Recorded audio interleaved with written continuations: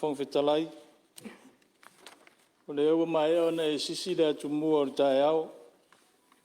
E vi inga ma le whaafitai le atua. O mwhaiwhai ono o tātou au lia mai la sa fono lona lua nei.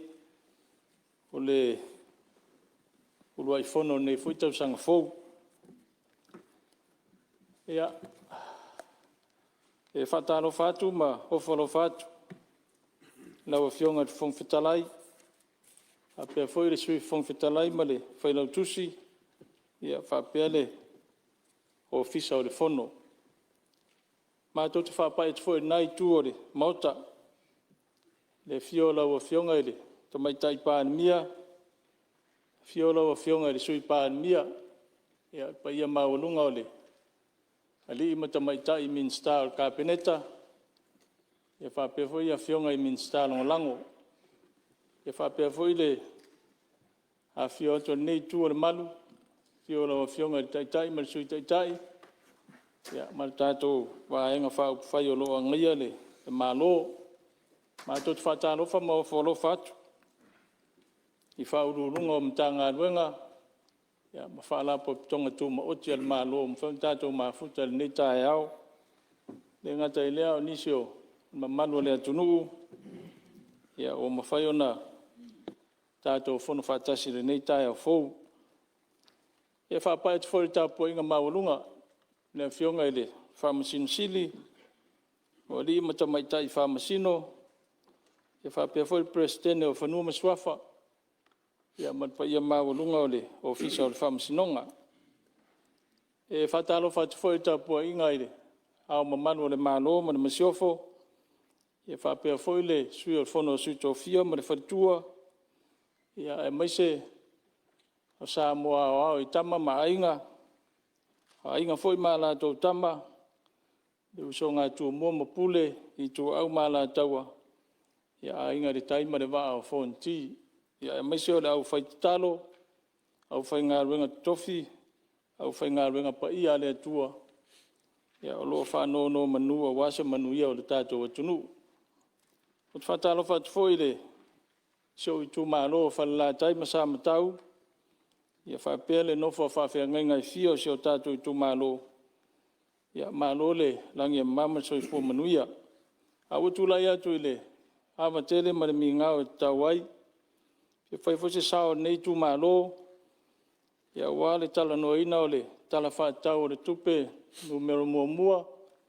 Lua orua tolu, lua orua wha. Ia e peona i luma o le. Pāne mene nei foi tai au. Lau fionga te Fono Fetalai.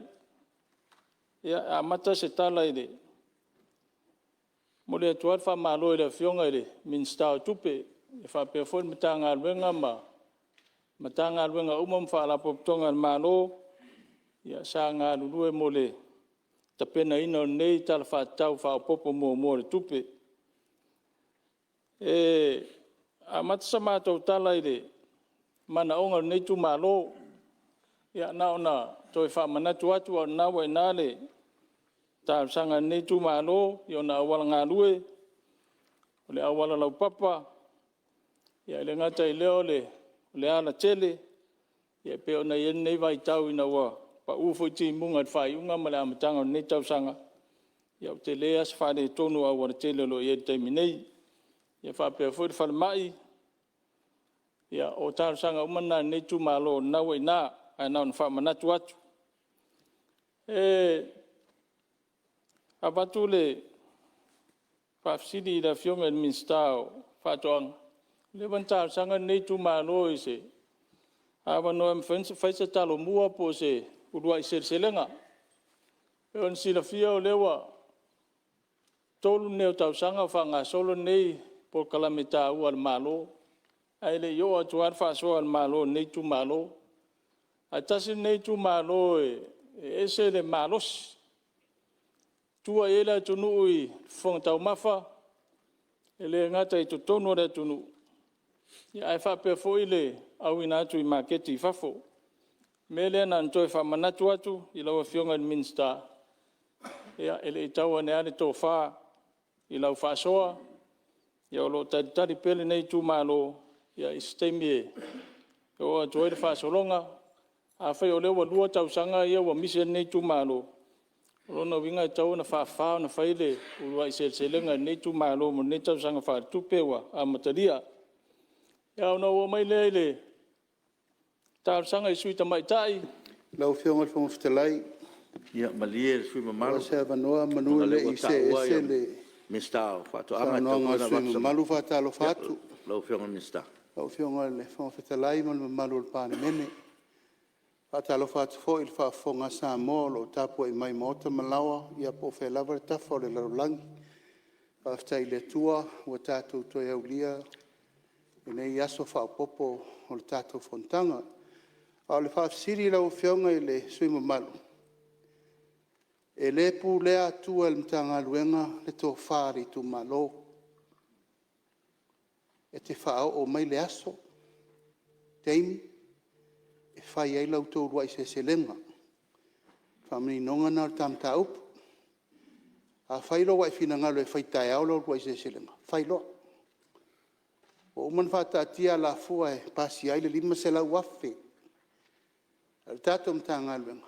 Ia, le wha solo tua i tua tātou rua i se selenga. E nā no whamana tuatu. Wa lewa no whatali e watu lau tusi. E wha loa ai le aso, maliteng. E te whina ngalo e, whai ei lau rua i se selenga. Ia, sia whamana tu lea, nei te iwa e sa ima ia te au i. E le o whai alo tiu te o le longo atu, le pursili malimtanga luenga. En whatino lo leo tātou rua i se selenga, au matu saun, le ngang wha alo. Ia, malo, saunu e lau whionga mista. Manino le mta upu, lau whionga sui malu. Au sauna. Whaftai lau whionga di minsta. Ne anga o lai whalongo mai sio tu malo. Nā huoto e watua le asonga fua le si tusi e whamanatua toi le si tusi. E nei te ua tā i malawa whionga le minsta. A le anga whaftai leo a mau atu. A tono, se aso newa i aso le a tā whilongo na iai. Ia ai mori si le fia whalongo mai sio tu malo. O te le tusi nā o tu ina tui. Lau whionga mai le ofisa. E ona o mei ese lea e. Le ngai wha manino pēr tu langa le lau whionga sui malu. Te tu lai me lau whionga mista. La e wha fonga le fo i leo rol mtanga luenga ana i se tusi. Wa lewa na whai lau rua i se selenga. E le e watua se tusi. A le nganga le nā. A whai elo le nā. Tato wolo e whatino pe a whape ue malie. Ta watu leso. Ma le taimi whaia i ma le me whaia. Ia, whaftai. Leo manino. Whingaro mista, lau whionga sui malu. Ola e se o le mesidi lewa. Tadia ta sanga nei tu malo e ui na tuai. Ona o mai lea le ofisa o tinama ta mai tai. O le nei tu malo se tasi o tu malo e se tele. O se o mato pito nu o mata utu. E lua pule nu ai tasi le sui ta mai tai. Lewa na tatalo atu ile matanga luenga. E te whale tawala ile. Whionga minsta ma matanga luenga. Awa mo mio na tofia ma approval ia se sui tamaitai mo pitonu o wharewai. Si fia foi o pitonu le o wharewai ma matamata nonofo ia olo o fio ma e ele le au mamalu le malo o temi nei na o le tofi pure nuu ai le o iese sui tamaitai. Na o ma foi ona tui natu tau sanga tustusia ia se isi sila nei la o fionga de minsta. O le lona lua, o le sui tamaitai o le pitonu o patai Falelatai, ia o lo iei se toa o lo iei le teminei. Talu lava ona a matamaile nei paia inga, ia e le o whao ngā ina pe le o alo ia foi le sui tamaitai o nei pitonu. Ia ona aio o le usta ia inga o le, ono afe foi le sa tu inatu se vai tau lua afe lua tasi. Ia mo le whaane lea o whal komiti, ia e sile fia fo, ia o nui tua. E tasi lea vai ngā, e leo whape, e leo whao ngā ina, tauri tupe, ia awa le mawali siti e pe ona, tā pāre tātou ofisa, mele te tālo atuai, ia a whaifai wa ese sasi o nepi tonu i le muri ta ia o, ta iala o tātou mtanga luenga. Ia alo i rumo o tātou sā, ia matilo, ia ona i tele, ia Maenga o lo mo mia ai le sui tamaitai o nei pitonu. Ia pe tai o le o mwhawna whaatino o nei le o aloa ia tūlanga o lo ia te minei. na o mai le paketi ia e tele ia taununga le leima matati ai peona ma word for sanga le fionga minsta e tasi male tasi fa piliona tato tupe fa anganga ia mo fe fa tau inga ia tunu i fafo usale mal sifur tasi male lima masina e uilea ele mo faiona fe soani le nei foreign reserve o le tupe fa anganga mo fa tau inga i fafo ia fa tupe tato paketi e peona fa nga solo nei o le isi tu taua i le vaenga lea ia talua yo no le pa uor tato value tato tala ia fa pe foi ma tau so i fuanga ia ele mfa yo na au sia tu langa maulunga ia e tau na ye masina fa nganga mole fe fa tau inga ya tunu i fafo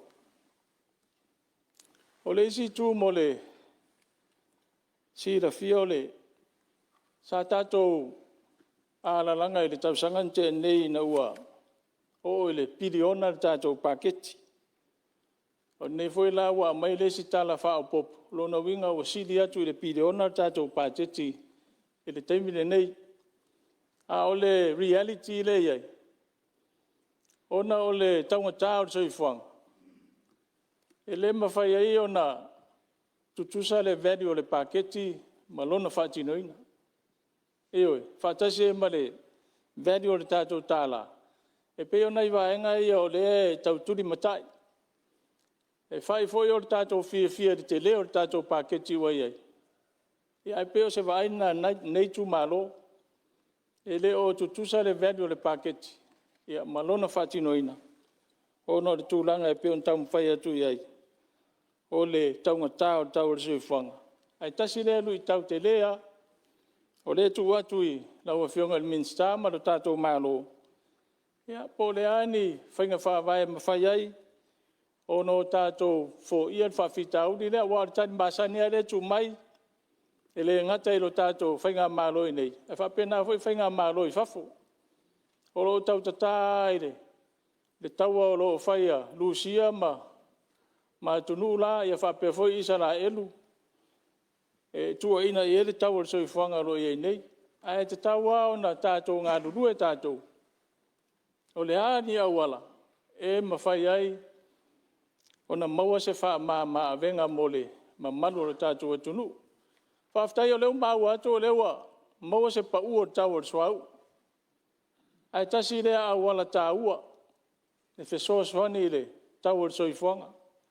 O le tatalo nei tu malo. Ia wha awa upea na pa u tau o le suau. Ai mai se a, e te tau na whaise special prize mo le wha alapo tonga o le EPC. E ngā osi ele tise. Awa o louta tonunga. O le tise o le backbone le o le development o le atunu. E wha lango i EPC nisi a inga. Ia, maso se mea. Ai a whai pa u le tau le suau. E pass on le benefiti na le ngata i business. Ia, e whapea foi le mamanu o le lautele o le atunu. O le tua lalo na ale nei tu malo. Ini whainga ma whaino tātou ngā ruru e tātou. E fo ia ele tau le soi whanga re iai. O le isi vaenga e tau nsi sila en malo tu atu e pese tua lalo.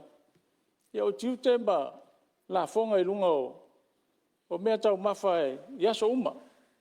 O le moa, o le alaisa, o le whalao mata. Mea e whalango lango ma soifua ila tunu iaso uma. Pai ana whaise wha ma venga. Awe ese le tiu te ia ma le VHST. O na maua leo se wha ma venga mo le manu le tunu. Ma mele mai tau nei tu malo. A whai o le alu lunga le tau le soifuanga i fafu. Wha o popolo i ei ma le tiute ma le VHST a tātou nei. Wāti li ai o na te le revenue le ko le te le malo mai le tiute ma le la fonga o le VHST. Nā sa mātou tu alalo i le malo. Ia se sila i nei vaenga ia. Ia wā e tā ua.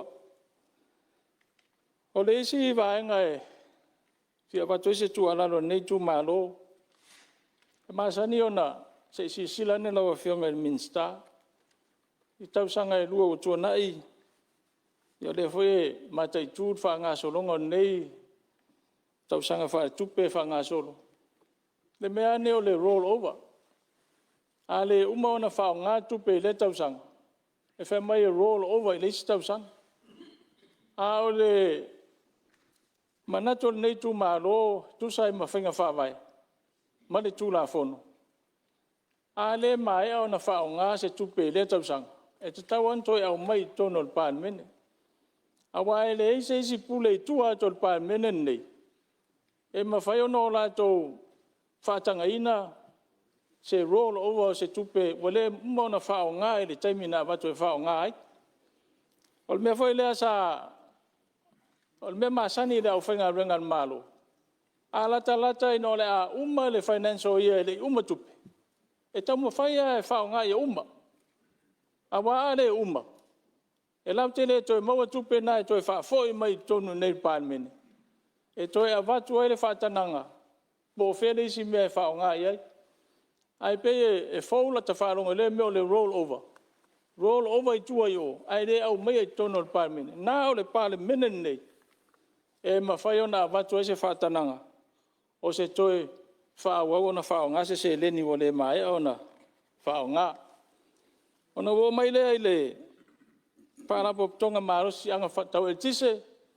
Ia mōre atu wha mālo ma whaftai le. A whionga i minsta. Ia watu whai whamanu ianga mo le toi tō whio le. A whionga i le ri pule o lo i te minei. Ia o mā mana. E vai ama le alofa i le. Te leo le avenga o lo e tau avea. A meisel komiti whaatonu. Ia i le tūlanga maa whatia o e tātou whaalapo tonga ni nei teimi. O le FESIL. O ai e whaapale nia le ngau tele o le EPC le o e teimi nei. Sa manatu ai au mai se whaapoponga le tala tupe whaapopo le whai nei. E tau whaatumu ai le ngau o le EPC le iai. Ai peitai. O le mai tau atu le tala whaatau o le tupe. Witi Lusful family ona lea e totongi le EPC i le malo. Mo anang nononga tupe lea whaatino ai ana atina. O te lei loa po fea e ol whala po tonga me le tupe lea. A o le ngau te minei. O le mea lea bato le tua lalo le tātou malo. O le sa bato al whautuanga le amatanga. E leo se whautuanga e le anga i malo. A o le whautuanga mai le loto mama male anganga e fia fisoso ani pitola au le malo. Ia a to mai tau.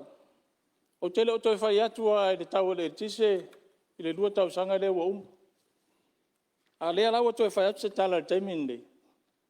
Ia ona o le whainga tau tu langa le wa iai. O lea wa si i tau le tise le taimin nei. Ia a te manatu e le o le tau na si i ai. Ina ia vave ona toi recover mai le ngau te lele e te minei. A e te tau le malo. Se sila toa. O le ase whainga e mawhai ona whisosoani ai. I le whawhita auli o lo tulai mai. Whawhitai o lewa vai atu le tala whaopopo le tupe. Ia, ma le sui mamalu o lewa. Ma te watu o le ke tulai mai le whionga minsta ngalong tele ia. Te fuit whau i la vea ua. Ia wha mamlama mtau. Ia, whawhitai, te lau whionga le whangwhitalai. Ia, o te whawhitai atu fo i le whinanga lo whaalia o le whionga i le suia whaipule. O leo te tau tō mana tuma o mawhauwhau po whea tonu ia le tūlanga le wanga i le ngau o le EPC. Aia whamua sau whamatalanga i le siti o le eritise lea pe o na saunoa i e la whionga suma mali. E le se sitanga ua whaia. I na ua taunu umai ia le whainga malo nei le luafe lusutasi. O na iei lolo le fufuanga fo i lea o le a whaise stimulus package. Mo le atunu i le whapauina lea o le tau le eritise lusupsene. I le vaenga la lea domestics po o ainga. ia ma le tūlanga o pisnisi ma tato malo. Ia o nā lua ilola wa e lua tausanga le ngatu iai ia le fufuanga na a uma. E toi whaafo ilole le tausa o le tise na iai. Pei taina ua uma lua tausanga. O na ilola ia o le fufuanga le kapeneta. O le ato e whaafo i nga o pisnisi ma mtanga ruenga ma an mahalo. Ai tu mau e pele lua supsene lea mo le malo tatu tunu. Le ala iai al te minei. O le tūlanga fo i e tau ona manino ranga ua tele ia whamtalanga ave avea i lea mea. Whapea ua whasea le au whai business a mantua fo ilo whionga le whongtalai ma le malo le mota. Na o business lava le au whai business lea i le tūlanga le toi whafo i le lua supsene le pol toi ave se ino lua supsene. Ai olo iei lava o la tau maota malao e tua. O la la e benefiti i le lusu pasene le ua le toi whafo i ei tua. I ainga i maota malao o le atinu. O le tūlanga le alo whionga le whongtalai pe o na sauno le sui ua ngau le EPC. O le vanga ngau le EPC. Mai taimina. Ia a oro o pūlefo i la na whionga le ia le tatou EPC. O le teiminga i ua makua ua whaasosolo lava i ngā tūlai mai makua recover uma mea ia la o watu sa whātuita inga la o whionga le whongtalai. O le singa ukele a le EPC sa iai. Makua fo i mo meo kako IPPs po ka kampangi fo i sa iai ia lau ke whauinga mo meo sola. E ila le si sola ngā le o se fulu mongkopo kausanga. O whaakau mai re EPC le lako pawa, i le whiku le masenge, o le kaimini leanga kausanga kenge, ko i kia kala iwa su iwa senge. E whaakau mai le EPC le pawa mai ngā solar company. A o le whaakau winga le EPC o le solar le akumu. E maura loa sa aonga suru koru ka a senge. O longa winga, o le ngau ke lea ngā ua levang kau ave mai le EPC. I le ngā kaimi, o whaakau inga ia. O le sifo iwa e ngā o kirkilo fo ia o ingo kaungo mai e whai asi ke le ai o le ngau. E le ilawa ka penga fo le EPC ngā kaimi. I le whaingo afi me wapenga o kaungo mai. Le asa valia le se furu kausanga. O whaungala vai le EPC le afi haia mai New Zealand. Ea, maka kia le kaua ngā fo i haia i le masinga. Le ala ua kai mingei o le ua kaungu mai ka koa whiwha.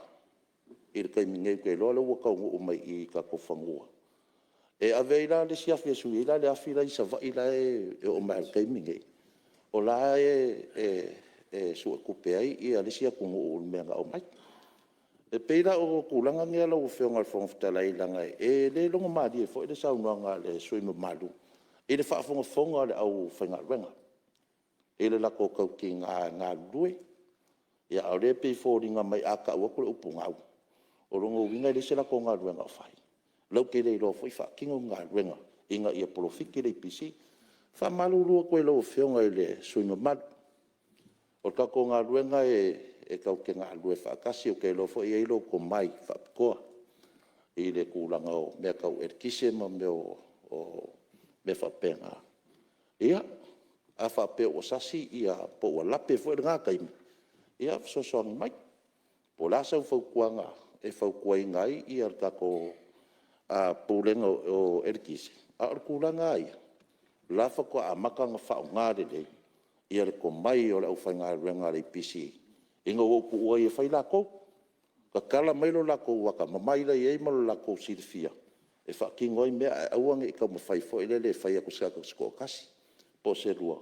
I er controlling o lako a ngā luenga lo. Whai peo le kadia kula lo whionga le whongwhitalai. Alo, whaftai. Tono manino le whamamanga malo. Tūlanga le lau whionga sui malu. Ia ma o le whamamanga lawa nā mta upu peo na e langa meia. Ia, te tono fo o mamama lo whingalo. Lau whionga sui malu. Ai. Lau whionga le whongwhitalai. Whasauinga le taimea le whionga sui malu lo sau noa. Lau whaawila ve i le sui malu. Ia, anga i sui lo. Ioi.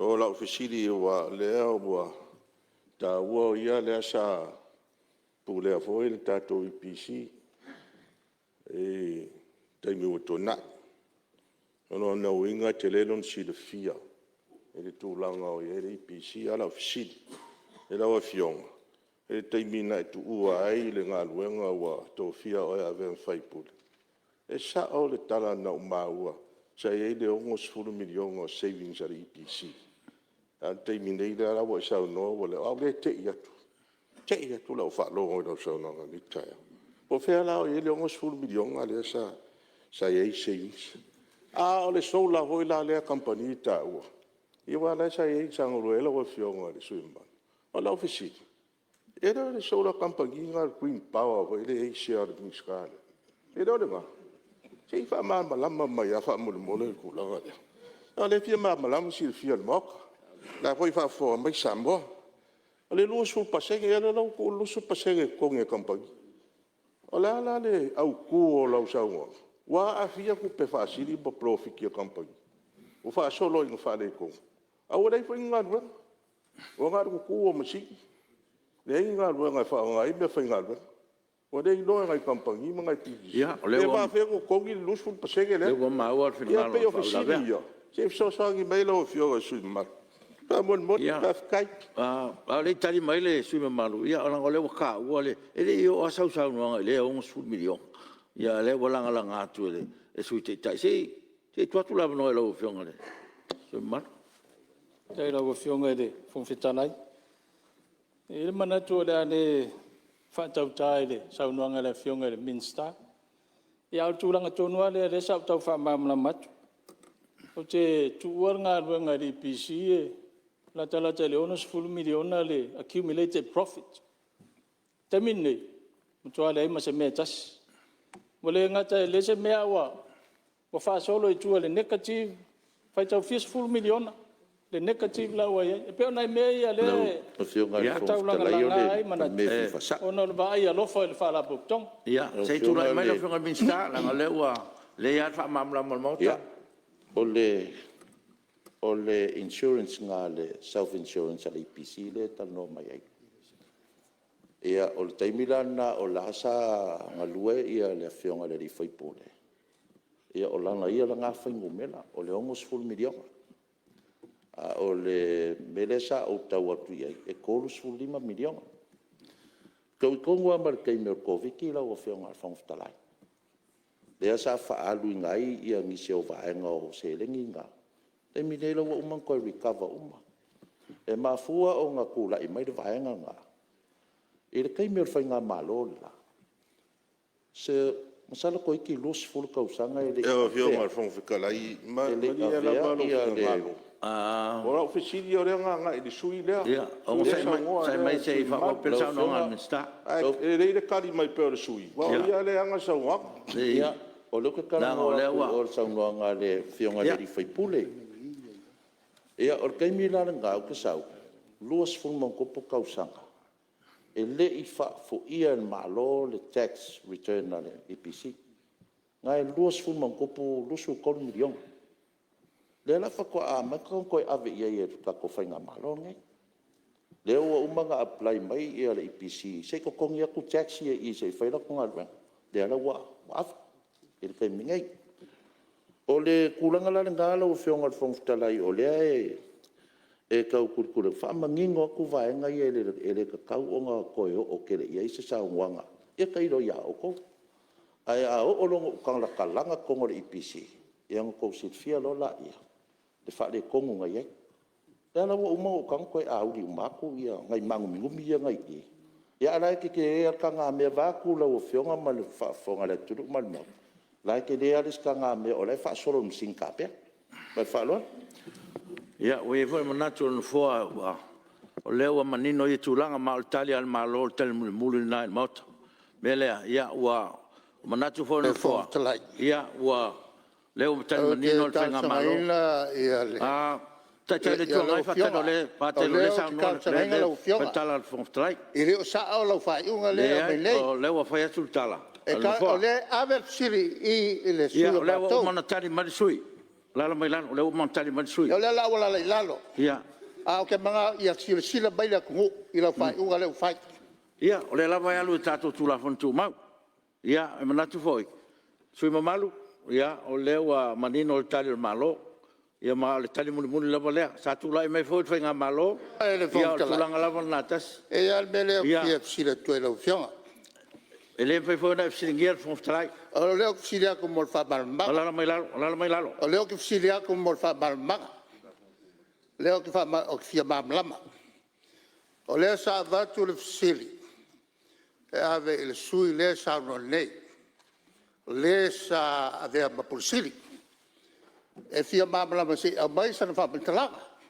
Ale wa ka fia. Ale wa umang fai mai langkala. Ale wa ka fia. Lalo mai lalo. O lalo. Ia, lalo. A te mana ia si fia le tinu. Lau fai unga le fai. Lalo mai lalo. Ia, ua manatu fol no foa. Ia, ua mai I teima sui. O le fo ua manino, le o tali malo. Ia, o le ngangal na, o le fo fai lo mai. Ia, le o tali le, tali sila sui te tai le tuangai. Ia, o te tonu fo, ia, le fo o tali manino mai le, ia le minsta. Ia, o le taunu unga na o le tatou mtaupu. Me le lau whionga le, sui malu.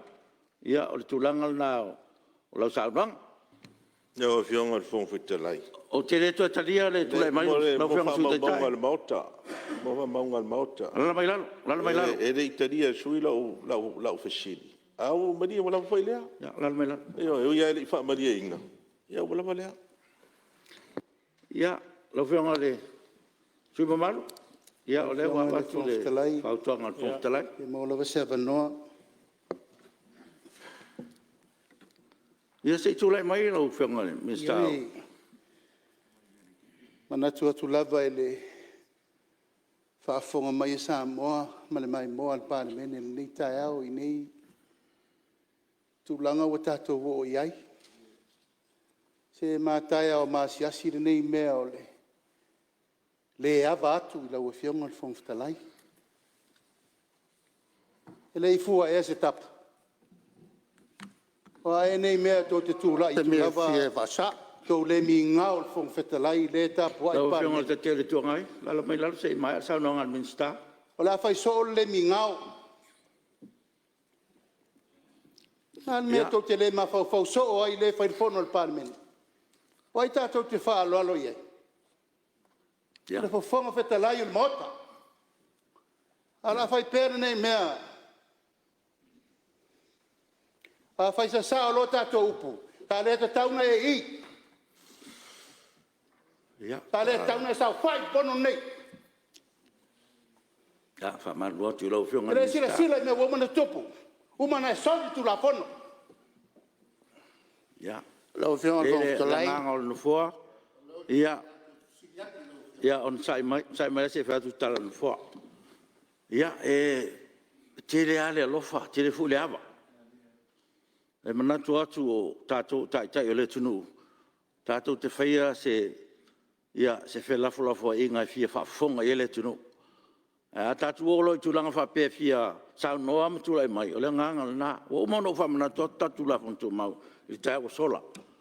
E le tu la fontu mau na whaia, e whenga malo I ene, tu la fontu mau na whaia nai tu o le mota. Le ala fo le leo tau whaia tuai. E le eise awa noa o se si atangata wha ui la vea. Wanga nā, te le awa noa le whenga malo, le anga tau wha mamalama se mea. E ale ala wau te alo whatu. Lau whionga te le tua ngai mansu te tai.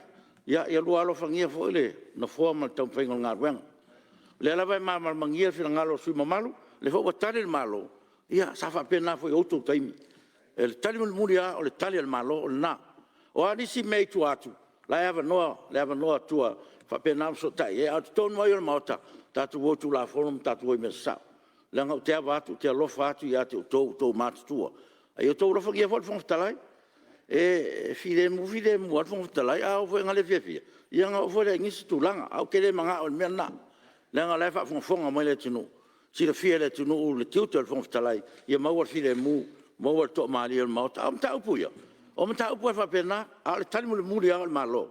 Ai ei taimi, a fia mama umisui, lai awa noa whainga malo. Au tonu mai o le maota, tātu wotu la fontu mau le maota. Lau whianga sui malu, ia, o tonu fo o leo wa wha mari eina lo whina ngalo le wha iunga le whongwhitalai. Se tu lai mai wha, malau tano. E lau whionga le whongwhitalai.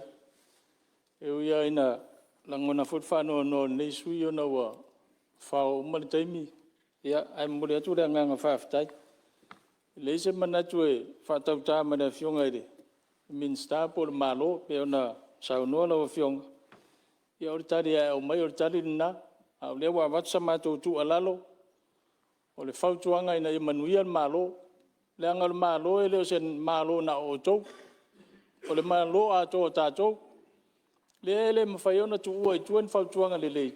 Fautuanga watu ina i manuia o tātou tangata. Ai o le sa unora fionga minsta le se ngau. A li poti le alfa pop tonga le te ua la o fiong. Lua tasi lua e 2 miliona le ngau. Ua tala noina li poti le tono parmene pe le tala noina. Le ua tono parmene li poti le. Ia. Ia se taimi ia ona tātou ola tulanga. Lua tasi lua le sa le lua tolu. Lau fionga le whangfutalai. Si le pēu wha mama kulmelea. O le lua tasi lua ngā. O le tātou stimulus package ngā lenga whapa ua i lalo losu psene. Ma mawhau ngā whai ngā mahalo. E umara i ngā koe rikawa umala ia. A le taimi kongu ngā. E a vele soangi ma malo le tunu. Sa mga o mia ka kua kungu o skulanga whapea ngā. O le mefo. O ngai meo whai ngā pisingi sef koko ngā i lava ia le ko whaama le whaukaukwaka.